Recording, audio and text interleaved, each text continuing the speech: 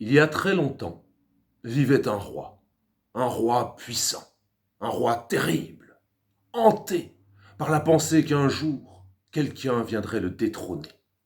Il avait consulté tous les oracles, tous les astrologues, tous les voyants, qui pourraient lui prédire que son règne serait long. Mais un jour, un de ces voyants lui prédit que dans son royaume naîtrait un enfant reconnaissable entre mille, car derrière l'oreille, il porterait une marque en forme de couronne, et que cet enfant-là, un jour, deviendrait roi à sa place, et ferait connaître à tout le pays une ère de prospérité, une ère de bonheur, et qu'il épouserait sa fille pour y arriver. Le roi aussitôt dépêcha tous ses espions, tous ses mercenaires, dans tous les villages de tout le royaume, afin de trouver cet enfant. Et ils le trouvèrent, effectivement, dans un village misérable, dans une maison qui était la plus misérable de ce village de pauvres. Un père et une mère venaient de donner naissance à un enfant pour leur plus grand malheur, car ils savaient très bien que jamais ils ne pourraient donner à cet enfant la vie qu'il méritait. Aussi, quand le roi se présenta sous les traits d'un riche marchand et leur offrit une fortune afin d'élever cet enfant pour qu'il prenne sa succession dans les affaires, les parents n'hésitèrent pas. Ils refusèrent l'argent, car ils avaient leur honneur, mais confièrent en toute confiance, en toute bonne foi, leur unique enfant à cet inconnu, dans l'espoir qu'il ait une vie meilleure. Cela ne faisait pas partie du plan du roi, vous vous en doutez. Et au village suivant, il abandonna le bébé sur la grande place, au milieu de la nuit, sous une pluie battante, sachant que le nouveau-né ne résisterait pas longtemps. C'était sans compter le hasard ou la destinée, qui sait. Mais ce soir-là, un paysan rentrait chez lui après avoir fêté la bonne récolte à la taverne, et en passant par la place, il entendit le bébé gémir, déjà très faiblement.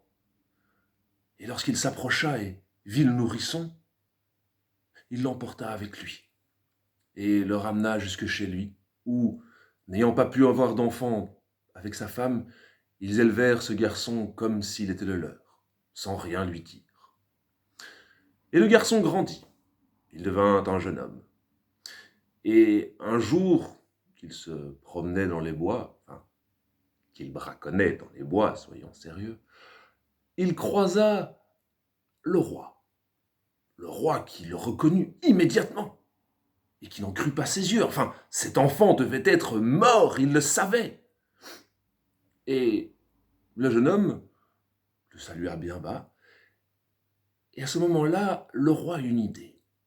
Il écrivit vite une petite note qu'il plaça dans une enveloppe cachetée de son sceau. Et là, le jeune homme. « Oh là, Manon, veux-tu bien porter ceci au palais, car je n'ai pas le temps d'y rendre, je me dois encore visiter des provinces éloignées. Mais ne t'inquiète pas, tu auras ta récompense. » Le jeune homme, bon, généreux et respectueux, s'empressa d'obéir aux ordres de son monarque, plaça la lettre dans sa poche et partit sur son chemin. Le palais était loin, il y en avait pour plusieurs jours de marche. Et lorsque le soir tomba, pas un village à l'horizon. Il était encore presque au cœur de la forêt, il commençait seulement à s'éloigner. Et il tomba sur une cabane, chose curieuse au milieu des bois. Mais lorsqu'il frappa, quelqu'un vint lui ouvrir. Quelqu'un, c'est difficile à dire, car la créature qui se tenait devant lui donnait plus de la bête que de l'homme, même s'il était incontestablement du genre humain. C'était Ginny, Ginny, le hors-caste, né d'une mère sorcière et d'un père inconnu, rejeté par le village, accusé de tous les maux, il vivait là en reclus, ne survivant que grâce à la chasse, la pêche et son habileté à trouver de quoi se nourrir parmi les végétaux de la forêt. Lorsque le jeune homme vit Ginny ouvrir, il n'eut pas un mouvement de recul, car il était bon mais surtout innocent. Et il s'adressa à lui en ces termes. « Monsieur, bonjour. Excusez-moi de vous déranger, mais la nuit tombe, j'ai encore un long chemin à faire et, si j'osais, je vous demanderais de m'accorder l'hospitalité pour la nuit. S'il vous plaît. » Ginny n'en revenait pas. Personne de sa vie ne lui avait jamais parlé ainsi. Alors, plutôt que de l'agonir d'injures, ainsi qu'il faisait à chaque fois qu'un humain se présentait à sa porte, ce qui arrivait fort rarement, il le laissa rentrer, lui offrit de quoi manger et une paillasse propre. Mais pendant la nuit, alors que le jeune homme dormait, Ginny fouilla ses poches et trouva cette fameuse lettre dont il lui avait parlé pendant le souper. Il l'ouvrit, et quand il vit le contenu, il ne put accepter cette situation. Cet homme, ce jeune homme qui lui avait accordé plus que n'importe quel humain jusqu'ici, s'il portait cette lettre, allait se retrouver pendu le jour même, car en effet, le message était le suivant. Par ordre du roi, j'ordonne que le porteur de ce message soit pendu haut et court, séance tenante. Alors, il brûla la lettre, puis, imitant l'écriture, réécrit un tout autre message qu'il replaça dans l'enveloppe et recolla le sceau comme si de rien n'était, puis replaça l'enveloppe à sa place. Le lendemain matin, il fournit le jeune homme en vivres et lui souhaita bonne route. Le jeune homme arriva bientôt au palais où il remit la lettre à la reine, comme il lui avait été demandé. La reine décacheta le pli et ne put cacher sa surprise quand elle lut le contenu de la lettre. Mais, après tout, c'était les ordres du roi. Elle appela sa fille, la princesse Éléanore. « Votre Altesse, le roi décide que vous allez épouser ce jeune homme. Cela vous convient-il » D'ordinaire, on ne posait la question aux princesses que pour les circonstances. Mais là, la princesse, en voyant ce beau jeune homme, l'œil intelligent et en même temps pur, tomba immédiatement amoureuse et accepta de bon cœur. Lorsque le roi revint de son voyage, quelle ne fut pas sa surprise lorsqu'il découvrit le jeune homme qui aurait dû être exécuté bien vivant et bien marié à sa fille. Malheureusement, même lui ne pouvait défaire les liens sacrés du mariage. Une autre idée germa alors dans son cerveau maléfique. Il attira son gendre avec lui pour une petite discussion et lui annonça que, même s'il se réjouissait au plus profond de lui de cette union, il était en même temps extrêmement peiné pour le jeune homme. Car sa fille avait été maudite à la naissance. Et la fée maléfique qui lui avait jeté ce sort avait prédit que 7 jours après son mariage, la princesse décéderait et que nul remède, nul sortilège ne pourrait rien y faire. Seule une quête désespérée pourrait peut-être lui sauver la vie. « Dites, sire, dites-moi, et je me lancerai dans cette quête. » Jeune homme, mon fils, puisque maintenant je peux t'appeler ainsi, Pour cette quête, il te faudra te rendre dans le pays du diable et arracher 3 cheveux d'or à sa tête, et puis revenir ici sain et sauf. Et seulement avec ces 3 cheveux, nous pourrons concocter une potion qui lui sauvera peut-être la vie. Je comprendrai tout à fait que vous vouliez refuser et que vous quittiez le pays immédiatement pour oublier toute cette histoire. Votre Majesté, sur mon honneur, je ne faillirai pas à votre fille. J'ai juré des vœux sacrés et je m'y tiendrai. Et le lendemain matin, le jeune homme partit sur un cheval avec un maigre pactage. En cheminant, il arriva devant les portes d'une ville dont la richesse résidait en un arbre, un pommier qui donnait des pommes d'or. Et le garde qui était à la porte l'arrêta. « Oh là! Si tu veux rentrer, réponds à cette simple question. Pourquoi notre arbre qui donnait des pommes d'or, à présent, n'en donne plus aucune, même plus une pomme ordinaire ?» Le jeune homme lui répondit, « Écoute, je connais la réponse à ta question, mais vois-tu, je suis dans une quête de la plus haute importance, et j'ai prononcé un vœu. C'est celui de ne point parler, de ne point répondre à aucune question, tant que ma quête ne sera terminée. Et malheureusement, la personne à qui je répondrais à une question, si je devais briser mon vœu, serait immédiatement transformée en chèvre. Mais bon, puisque tu veux absolument savoir, la raison pour laquelle... Non, non, non, non! Suffit. Écoute, tu repasseras par ici quand tu auras terminé ta quête. Oui, normalement, bien sûr. Eh bien, tu me donneras ta réponse quand tu auras terminé. D'accord? Allez, bon vent, voyageur. Et le jeune homme continua sa route. Il arriva devant une deuxième ville. Et là, le garde l'arrêta également à la porte. Dis-moi, est-ce que tu sais pourquoi la fontaine de notre ville, qui donnait du vin, le plus pur nectar, à présent est complètement tarie? Plus une goutte, plus rien. Et le jeune homme lui fit la même réponse qu'au garde précédent. La quête, la question, la chèvre... Et là aussi, le garde eut la même réponse. Non, non, non, non, non. Écoute, passe ton chemin. Tu me donneras la réponse quand tu reviendras, n'est-ce pas? Oui, bien sûr, je n'oublierai pas. Et il continua ainsi. Il arriva bientôt à la frontière du pays du diable. Et cette frontière était marquée par une immense rivière, aux eaux tumultueuses. Point de pont, mais un bac, avec un passeur qui faisait l'aller-retour entre les deux rives. Lorsqu'il s'installa, le passeur lui posa également une question. « Dis-moi, est-ce que tu sais pourquoi je ne peux plus quitter cette barque?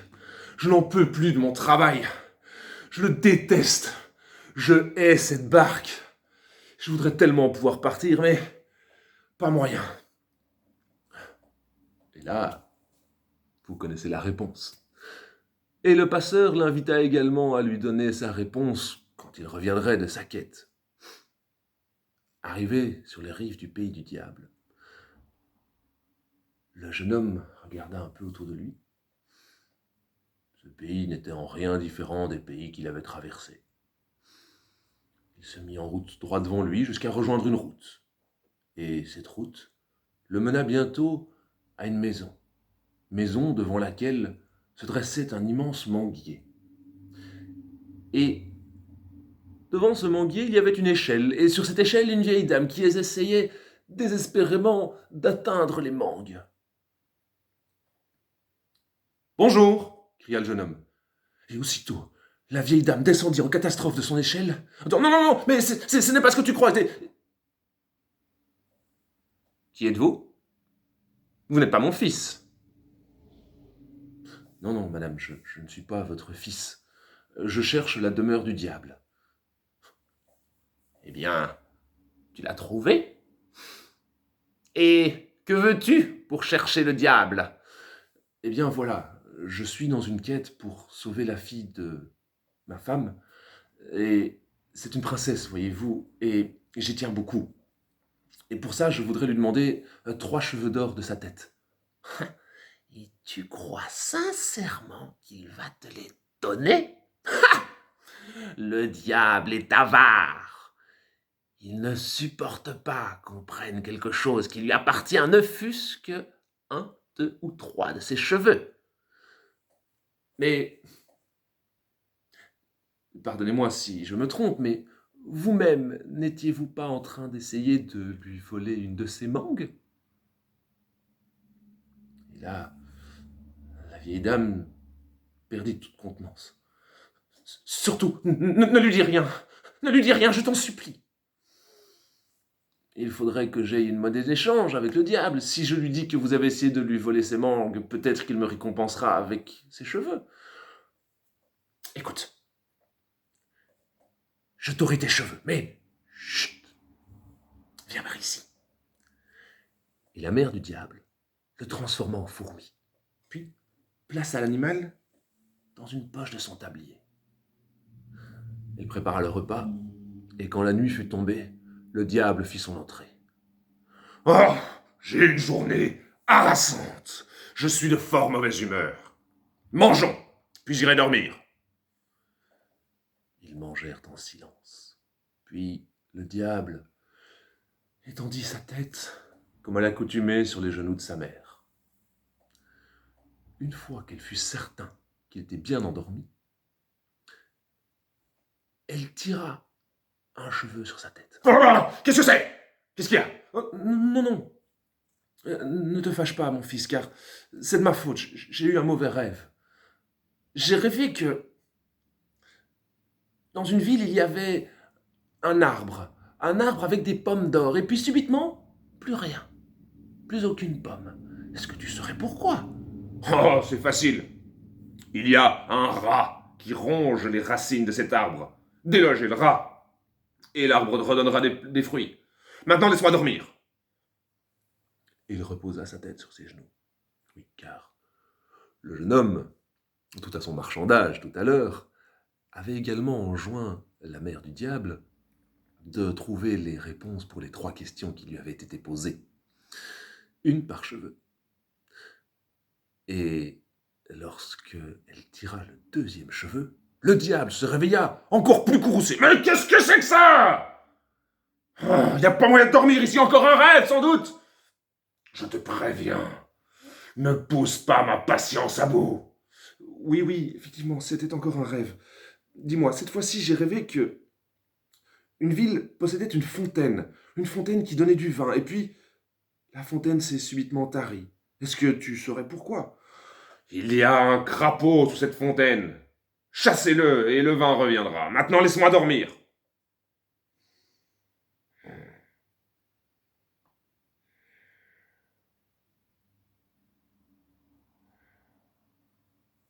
Le diable se rendormit bientôt.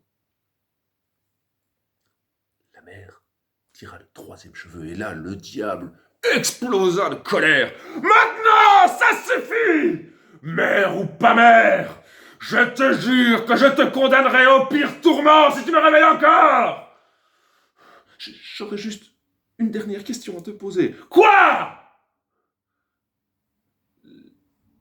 Le passeur qui fait traverser aux gens la rivière qui mène à notre pays, pourquoi est-il condamné à passer ces gens, justement? Pourquoi ne pas-t-il arrêter tout simplement? Ces rames sont ensorcelées, je le sais, c'est moi qui les ai faites. Il n'a qu'à te demander à quelqu'un d'autre, il n'a qu'à les lui donner à quelqu'un d'autre. Le prochain visiteur qui passera sur sa barque, il n'a qu'à lui refiler les rames. Maintenant, laisse-moi dormir! Et le diable se rendormit. La mère tremblante n'osa plus le réveiller. Le lendemain, le diable partit d'une humeur massacrante. Les damnés allaient passer une bonne journée.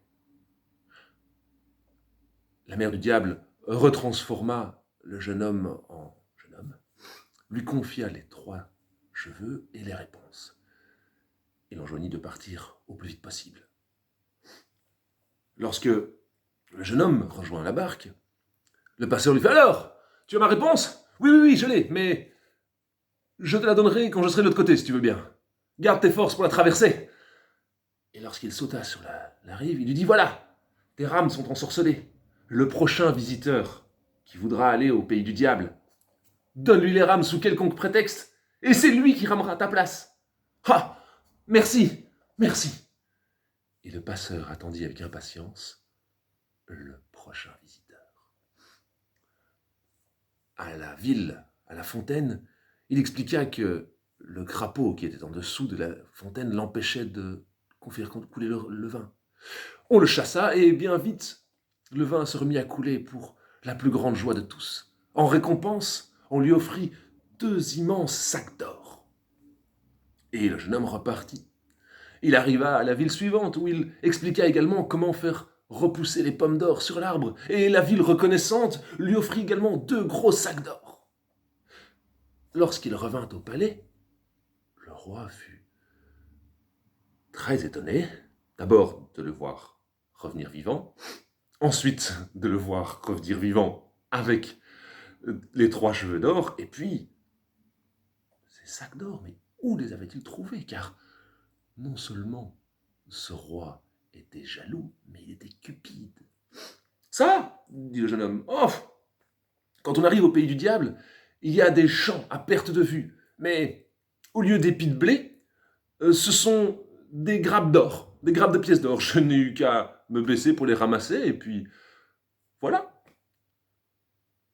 Le roi, entendant cela, sella un cheval immédiatement, traversa les 2 premières villes comme un boulet de canon, et une fois arrivé à la rivière, demanda au passeur pour passer.